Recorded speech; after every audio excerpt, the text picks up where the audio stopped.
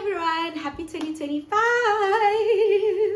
Now, this year we're doing things a little bit differently. So last year, a lot of my YouTube channel was focused on vlogs that would showcase my Stanford experience. Don't worry, I'm still gonna do that, but one of the promises that I made when I launched this YouTube channel was that I'll be sharing what I'm learning as I learn it, particularly for myself to just capture a moment in time in terms of how I view things, but most definitely just to build a community of shared playbooks around how do you build a high value global career. This video is the first of those where I'll be talking about how I think people should be thinking about their careers in their 20s. I'm turning 30 this year. I can't believe I'm this old. Like, I'm cringing as I say that. But I've had at least a decade of being 20, or being in my 20s rather. And I think there's a lot of insights that I can share about, things that I believe I did well, things I deeply regret. And if I could just go back in time, what would I do differently?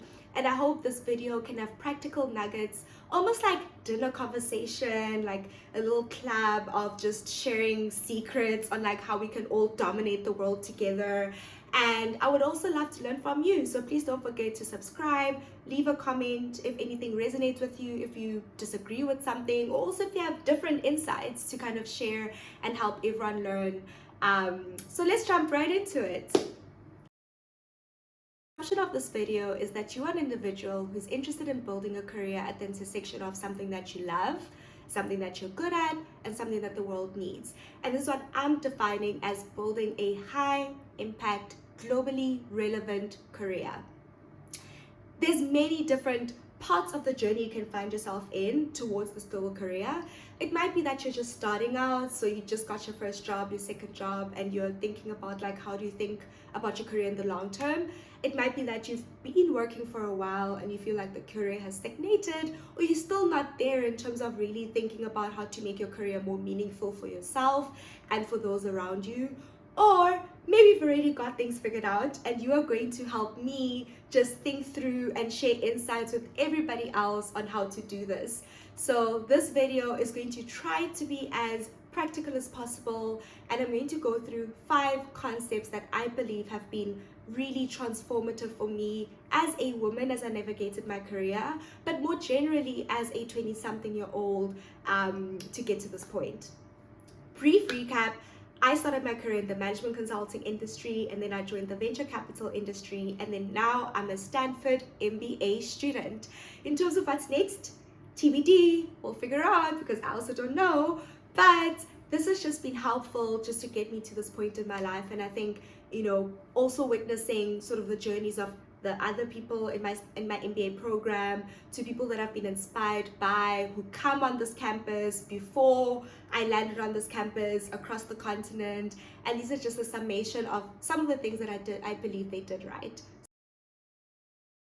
So the first thing is focus on illiquidity in the long term. I came across this amazing article that basically talked about the difference between a liquid career and an illiquid career. But let's take a step back and use a finance analogy for a second. In finance, there are what you call liquid assets, and these are mostly assets where there's a lot of information available about them, so therefore it's easier to place a price on this. If you think about a public company such as MTN in South Africa, Google in America, wherever, any public company always releases so much information about their performance, about their products, about what they do, about their competitors, etc. So it's easier then for markets to be able to look at that information, then set a price based on the value that they attribute to that specific company. That's why you have a stock market and you can be able to trade Google shares and MTN shares.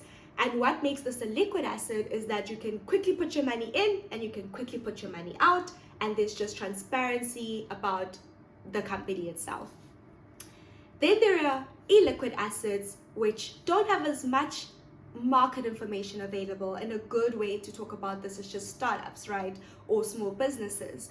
We don't always know how much a startup is performing. We don't know which startups are better than others across a whole spectrum of different opportunities to invest in. And therefore, there always is certain people who have adverse or favorable information, depending on, like, you know, if you know the CEO, if they give you their pitch deck, if they allow you to do due diligence, etc. So pricing this also becomes quite difficult, because a startup might reveal something to one investor and a different thing to another investor. Then based on information, you put different value on what you're exposed to.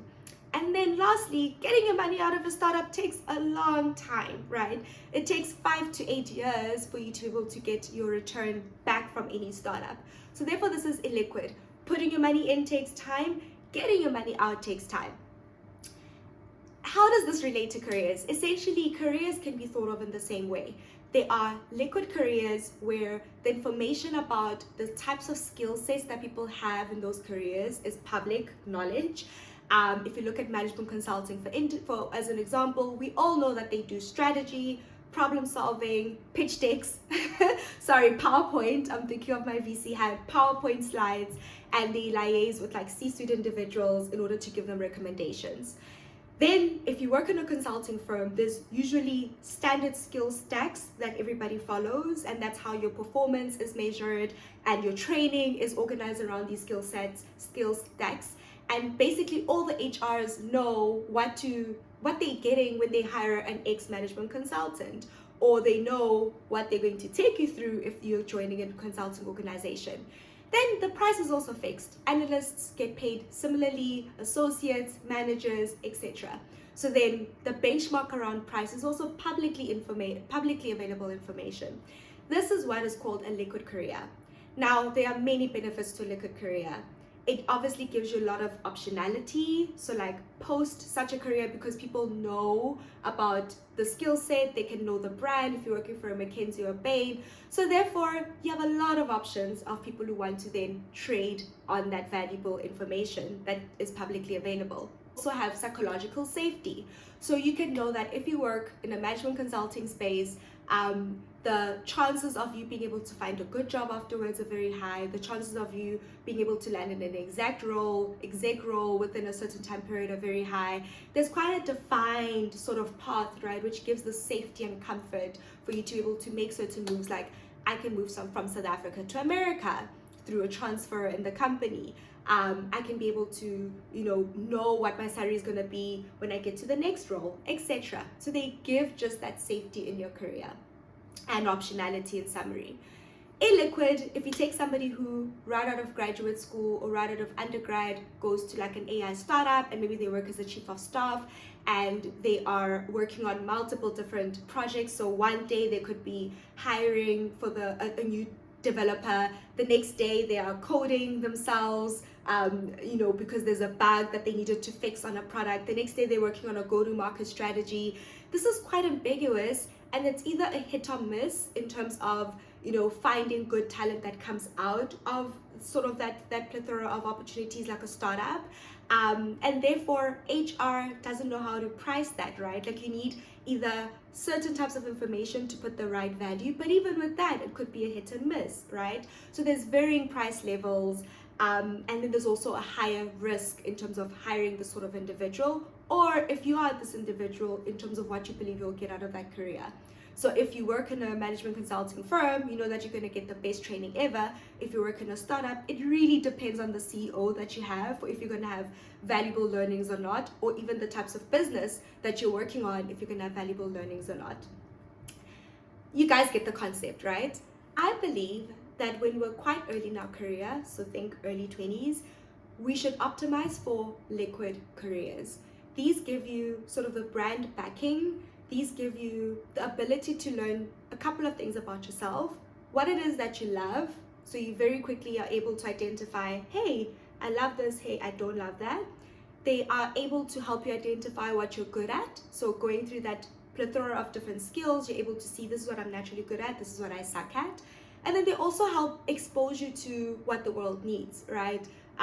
Organizations are created to fulfill needs in society in some form or capacity. So this gives you a good baseline of understanding the different types of challenges that exist in the world, and therefore where are the bigger sort of market opportunities that exist in the world. Then I believe once you know the answer to these three questions, you should start transitioning to focus on building an illiquid career. And what I mean by that is then using that knowledge in order to create an alpha in something that's a little bit more atypical, that is a little bit more ambiguous.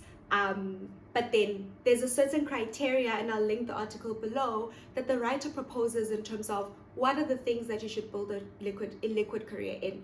Number one, it must be a high growth industry. So don't do it in a dead industry. Do it in something that is fast growing, that is going to become a big $1 trillion market in the next couple of years, such as AI, for example.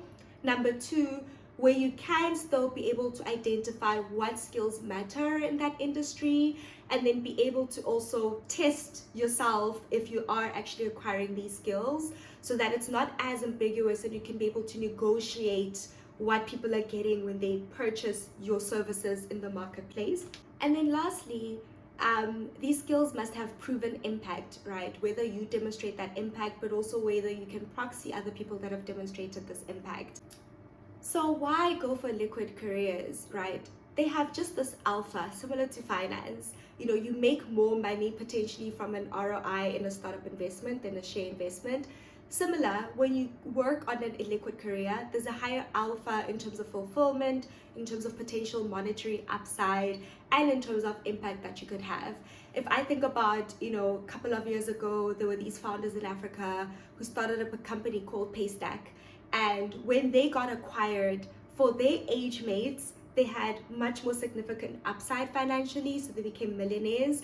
But also just so much more impact, right? There's so many businesses across the African continent who are using sort of the financial infrastructure that this team has built. And I don't think it compares to what I was doing at the time, which was being in management consulting on any level. So I do think that there is this alpha that you cannot even capture fully, but it just makes sense for you to work towards that for a high impact career.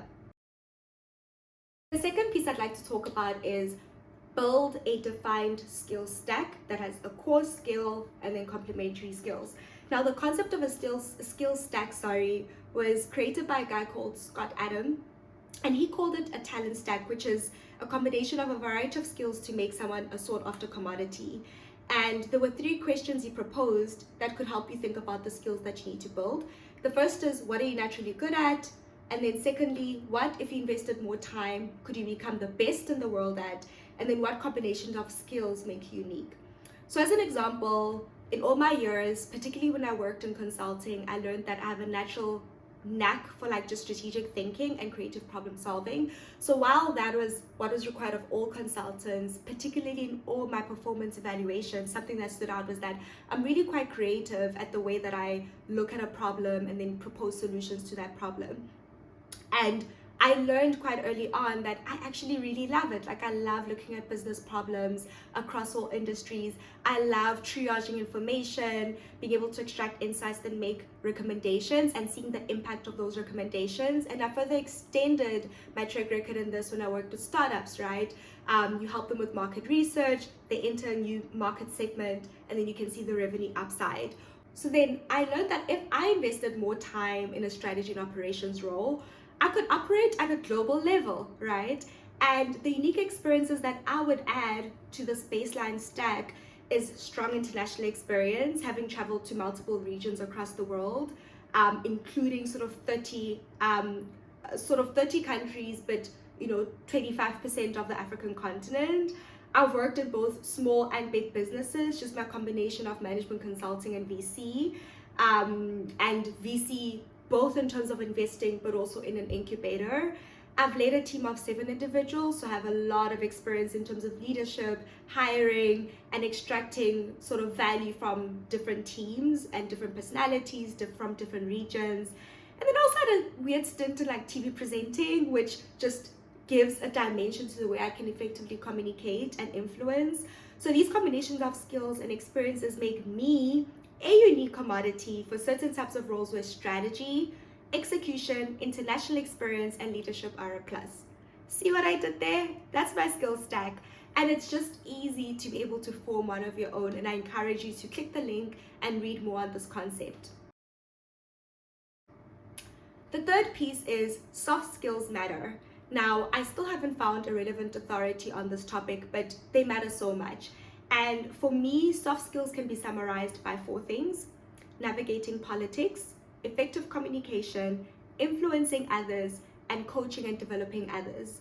For this video, I'm just going to focus on organizational politics because I feel like the rest is quite self-explanatory. I can't stress enough how important organizational politics are. Like, this is the biggest mistake I made in my career, and particularly I found that women and people from marginalized communities make this even more, where when they join a workplace, they focus really on the work that they do to try to build currency within the organization. So we put our head down and it's like, as long as my work is good, certain benefits will accrue to me. Boy, was I wrong, right? I've learned that relationship currency is the way that beyond a baseline skill level is the way you just accrue certain alpha opportunities, right?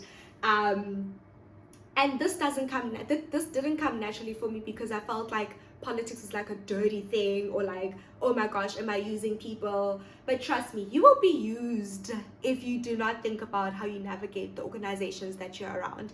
And how I define politics, it's really, what is the process you use to influence people and resources in the organization to achieve your goals, whether personal, organizational wide. And this clicked for me really when I got to Stanford, right? Because there's so many biases that surround sort of this concept.